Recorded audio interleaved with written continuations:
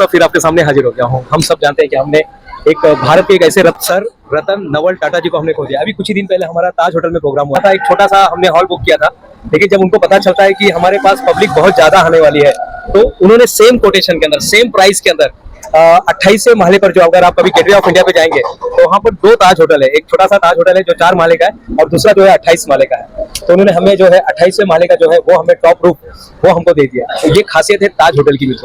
तो क्या सीखते हैं, क्या सीख देकर गए तो रतन, नवाचार, इनोवेशन। हमेशा हमें इनोवेशन करते रहना, रुकना नहीं है साहब, इनोवेशन करते रहना है, क्वालिटी देते रहना है।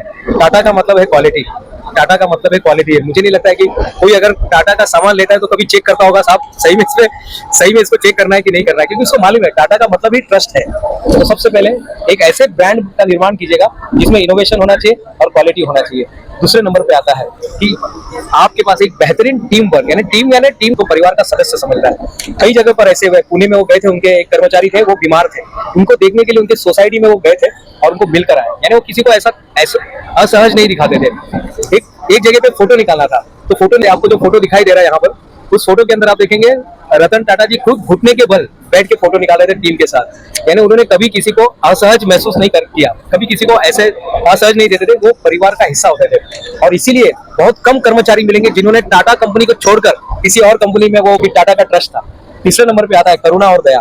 करुणा और दया आपको रखना है, जिस समाज में हम रहते हैं उसके लिए हमको कुछ देना है। एक बार उन्होंने बताया था कि रतन टाटा जी को पूछा गया था कि कैसे, यानी को आपको खुशी कब मिलेगी या कब मिली आपको ऐसी खुशी। तो बोले मुझे ऐसा लगता था कि जब ये कंपनी को मैं यहाँ से यहाँ तक लेकर जाऊंगा तो मुझे खुशी मिलेगी, जब मैं यहाँ से यहाँ पर लेकर जाऊंगा तो मुझे खुशी मिलेगी, जब मैं इस भारत के अंदर ये टेक्नोलॉजी लेकर आऊंगा तो मुझे खुशी मिलेगी। नहीं साहब, उन्होंने बहुत अच्छी बात बताई कि एक बार कुछ व्हील चेयर देना था, कुछ रोगियों को, और कुछ जो हैंडीकैप लोग हैं, जो दिव्यांग जो है, उनको व्हील चेयर देना था। व्हील चेयर देते समय यहाँ पर रतन टाटा जी बताते कि व्हील चेयर देते समय मुझे लगा कि वो लोग खुद जाके देके आएंगे, लेकिन मेरे दोस्त ने कहा कि आपको भी साथ में चलना पड़ेगा, ये कंडीशन था। तो बोले मैं भी साथ में गया व्हील चेयर देने के लिए। जनरली टाटा कभी सामने नहीं आती है, लेकिन पहली बार ऐसा हो रहा था कि रतन टाटा खुद गए थे व्हील चेयर देने के लिए। जब व्हील चेयर देने के बाद जब वो वापिस आ रहे थे तो किसी ने उनका हाथ पकड़ लिया।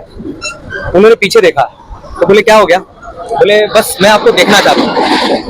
उस बच्चे ने कहा रतन टाटा साहब, मैं बस आपको देखना चाहता हूँ, मुझे मालूम नहीं कि भगवान कैसे दिखते हैं, या मैं कभी स्वर्ग में जाऊंगा तो मैं आपको पहचानूंगा कैसे। यानी कितनी छोटी सी बात है। तो वहां पर बता रहे कि मेरे लाइफ का वो सबसे अनमोल क्षण था, उनको वो सबसे अलग थी।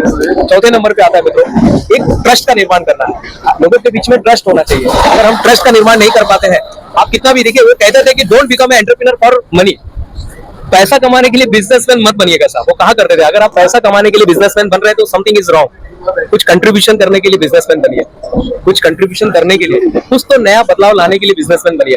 हमारे देश में स्टील नहीं था, दोराबजी टाटा, नसरवान टाटा, दोराबजी टाटा, जेआरडी टाटा, जमशेदजी टाटा, ये लोगों ने हमारे देश में वो चीज लेकर आई। साक्षी बाजार, अगर आप ये सब काम करते समय उन्होंने कभी नहीं देखा, वो हमेशा उनका ध्यान इस पर रहता था कि हम क्या कंट्रीब्यूशन कर रहे हैं। लोग उनको लूटते थे, कई बार उनके साथ अंग्रेजों ने गलत काम भी किए, लेकिन वो पूरी तरह से उनको पता था कि हमें क्या करना है।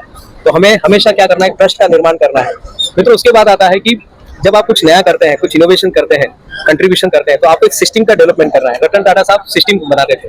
उनको पता था कि 700 से भी ज्यादा कंपनी उनके खुद के नाम पर थे, 700 से ज्यादा कंपनी उन्होंने बनाए थे। कोई एक बंदा पान का दुकान भी चलाना रहता है ना, तो उसको कितनी सारी तकलीफें आती है। तो ये 700 कंपनी कैसे बनाते थे? 700 कंपनी चलाने के लिए इनके पास एक सिस्टम था मित्रों। ये एक सिस्टम के माध्यम से कंपनी चलाया करते थे। तो आपके पास एक सिस्टम होना चाहिए। अगर एक सिस्टम है तो आप कहीं पर भी जाके कुछ भी काम नया इनोवेशन कर सकते हैं। आखिरी में जो आता है, जब भी सोचने का मौका मिले ना साहब, बड़ा सोचिए। ये उन्होंने बता दिया आपको, उन्होंने हमेशा बड़ा ही सोचा।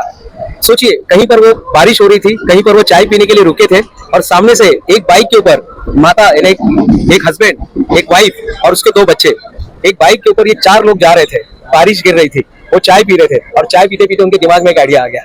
और वो आइडिया क्या था मित्रों? कमेंट्स में जरूर डालिएगा। वो आइडिया था नैनो, जो सभी लोग बोल रहे थे नया होना रह सका होता नहीं, सभी लोग बोल रहे थे, हर आदमी बोल रहा था ऐसा कुछ होता नहीं है। लेकिन उन्होंने बोला भाई यही समय है, जब लोग आपको बोलते ना नहीं होता है, तो यही समय होता है कुछ करने में। तो ये सारी जो सिखावनियां थी, ये जो सारे मैसेज थे, ये रतन टाटा साहब की तरफ से दिया गया है। और सबसे बड़ी बात है, ये आगे बढ़ने के पहले ये अपना फाउंडेशन स्ट्रॉन्ग बनाते हैं। अगर आपका फाउंडेशन स्ट्रॉन्ग है ना साहब, ये तूफान, सर्दी, खांसी, कुछ नहीं, कोरोना कोई आपको बाल तक बाका नहीं कर सकता है। ताजमहल पे अटैक हुआ, उसके बाद भी वो जल्दी से अपने पैरों पे खड़ा हो गया। मित्रों, ये सब होता रहेगा और ये सारे मैसेज उन्होंने दिया है और परिवर्तन को स्वीकार कीजिएगा। भगवत गीता कहती है परिवर्तन ही संसार का नियम है और रतन टाटा साहब ने इसको जिया, उन्होंने जिया, हर परिवर्तन को उन्होंने स्वीकार किया। आज हमारे बीच में नहीं है, लेकिन ये सारे मैसेज उन्होंने इस समाज को देकर गए। मैं प्रोफेसर डॉक्टर दिनेश गुप्ता फिर मिलूंगा नए वीडियो में, तब तक के लिए धन्यवाद।